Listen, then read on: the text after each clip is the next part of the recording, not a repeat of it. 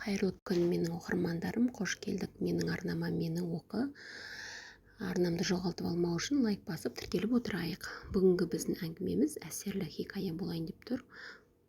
Бақыт пен елес. Сүйінші әйеліңіз қыз туды. Маржандай тізілген аппақ тістерін көрсете ақсия күлген ақ қалатты медбике өзінен хабар күтіп тықышып тұрған Ерденнің түрі бұзылып кеткенін көріп езуін жия қойды. Салмағы 3 кило 300 грамм, бойы 55 сантиметр деп сосын бәсең дауыспен. Бойы сағат тартқан биік болады екен, деді Ерденнің қасында тұрған жолдасы Сәбит мәз болып.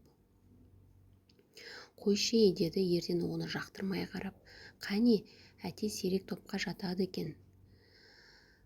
4-ші резус минус, деді медбике бар ақпатты тезірек жеткісі келгендей тез-тез сөйлеп.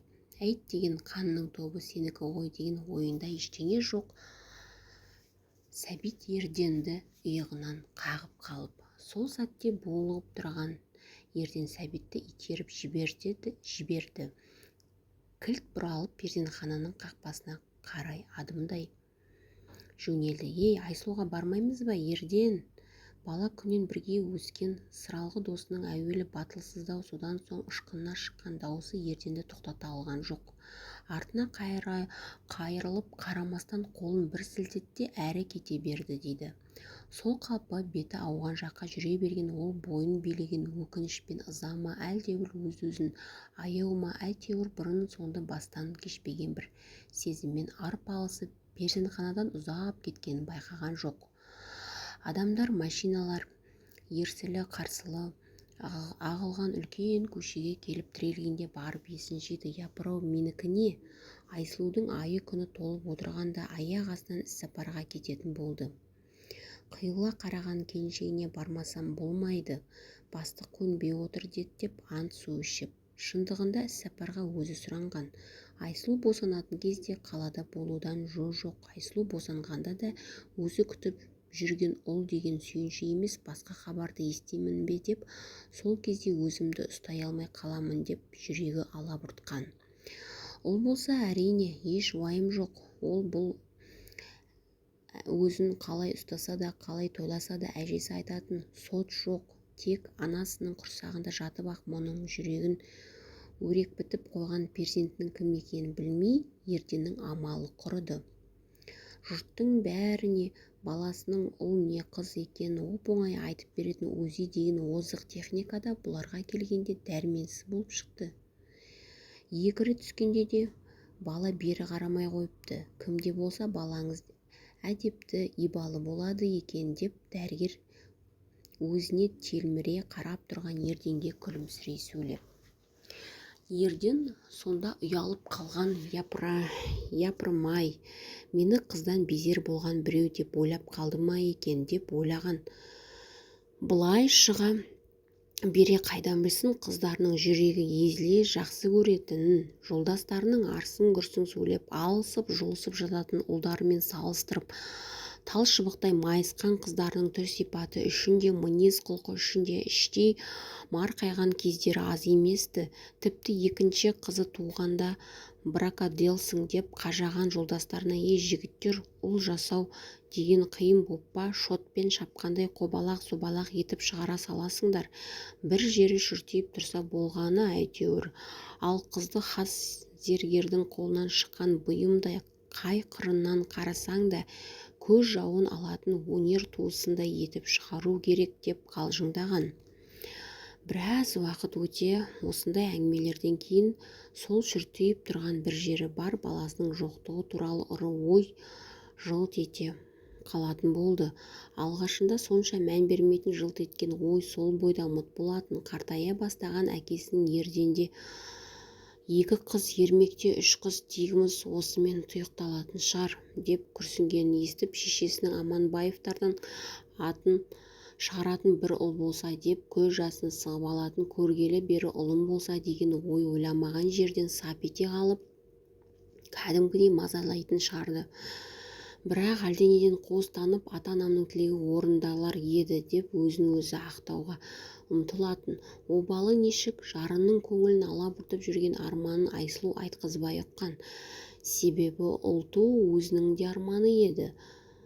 Бірақ Алла тағала бұларға анасы айтатындай бір түстес бала берсе, мұның қолына не келеді? Ерден екеуінің 30-ға таяп барып қосылғанында бұлардың табиғат берген бала сүю мерзімінің өз қатарларына қарағанда қиынырақ әрі қысқарақ болуына әсер еткендей. Айсұлу сонда да болса үмітін үзген емес. Емделіп жүріп, жасы 40-тан асқанда үшіншісін көтерді. Ерден міне осы сәбидің дүниеге келуін қобалжи күтті. Көңілі толмаған хабарды естіген кезде өзін-өзі лайықты ұстай алмай қалам ба деген қорқыныш суды. Қалам ба деген қорқыныш осыдан туындаған. Сосын Айсұлу кім туғанын өз құлағымен дәрігерлер перзентханаға әкетерде хабарлас, самолетпен ұшып жетем дегенде іссапарға жүріп кеткен. Іссапар деген аты ғана маңдытып еш тірлік бітірген жоқ. Көңілі алаң болып қайта қалта телефонын қарап жүргенде Айсұлу перзентханаға кетіп бара жатқанын хабарлаған. Ерденнің дегбірі қашты. Өзі білетін барша әулие әнбиелерге сыйынып бір ұл берші деп жалбарынды. Бірақ көңілінің бір түкпірінде осының бәрі бекер ғой деген ұры ой оған қылаң берген. Жаратушының өзі сезіргені ғой. Айтқандай әуежайда күтіп алған сәбит Айсұлудың перзентханаға түскенін естіп, жолай бірақ құшақ гүл сатып алып, ол гүлін бер жіберсе, Айсұлу мұның келгенін біліп күтіп отырған шығар. Менің жүрісім мынау. Енді қол көтеріп бір машинаны тоқтатты да үйінің мекен-жайын айтты. Ондағы ойы қыздарын перзентханаға ертіп апару болатын. Есіктен кіре берген мұның мойнына асылған Айжан мен Әсел әкесінің құшағына таласып менің папам деп жүрегін шаттыққа бөледі. Қане дауласуды қойыңдар, екеуінің де папаңның дұрысы, үшеуінің де, деді Ерден. Қыздарын бауырына басып, тез киіңдер, перзентханаға барамыз, бөпемізді көрейік. Ерденнің келіншегі босанып, үшінші қызды дүниеге әкелген туралы хабар ағайын мен жора жолдастардың құлағына сол күні ақ жетті.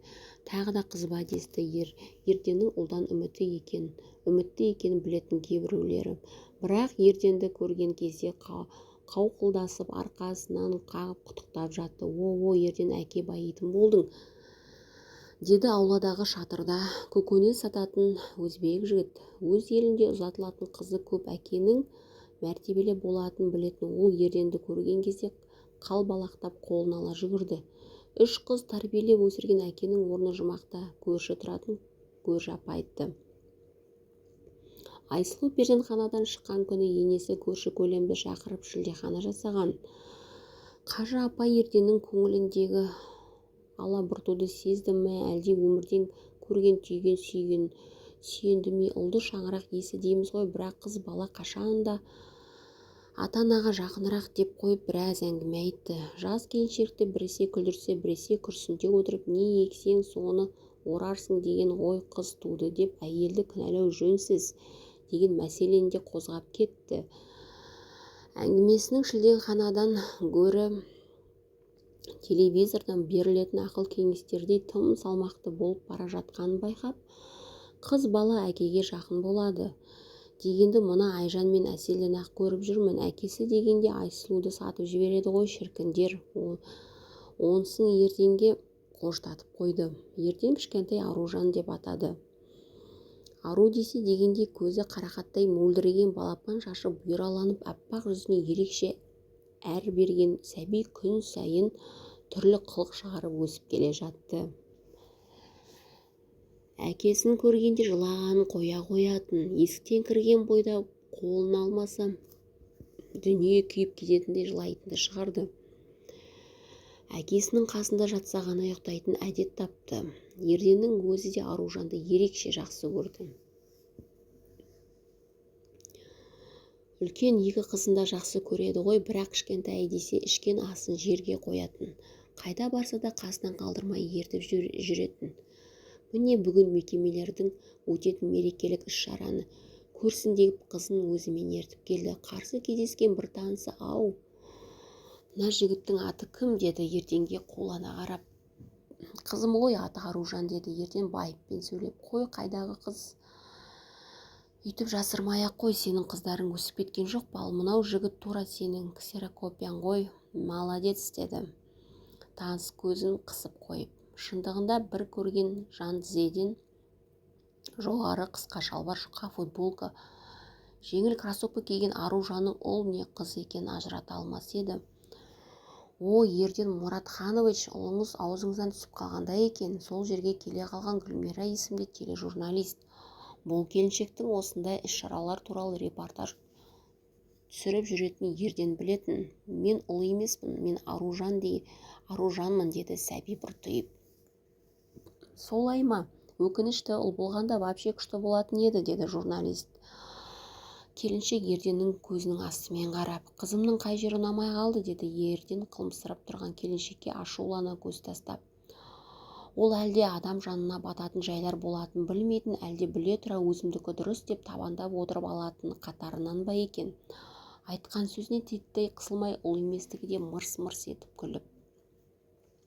Сөз жүрегіне ме сұғып алғандай әсер етті.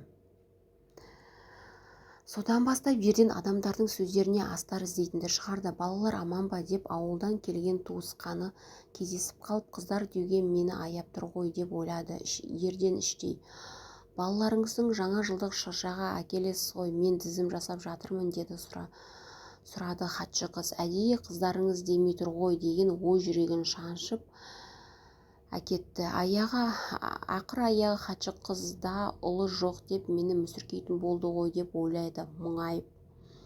Бара-бара ұлының жоқтығы күндіз ойынан, түнде түсінен кетпейтін болды. Ішіне бір түсіп алып кеулеп кеп жеп жатқан жегі құрттай барлық арман мақсаттарына көмескілендіріп, өмірде ұлды болудан басқа мұраты жоқ адам қалпына түсірді. Небір қуанышты көздерін неге менің ұлым жоқ деген ой жылт ете қалып, асып тасқан көңілін саптиятын. Тележурналист келіншектің мысқылды даусы құлағында жаңғырып талай рет ұйқысынан шошып оянды.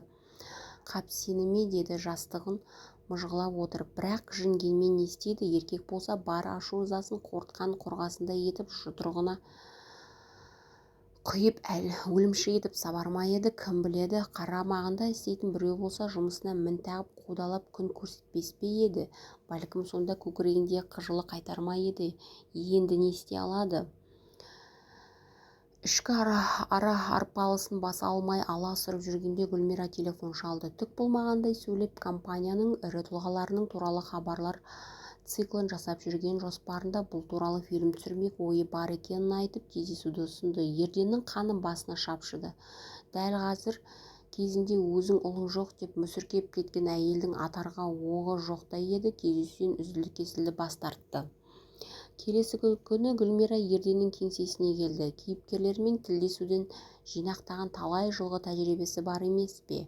Ерденнің түйілген қабағын жазу үшін бар өнерін салып, әйелдік бауырау амалдарын жұмсап бақты.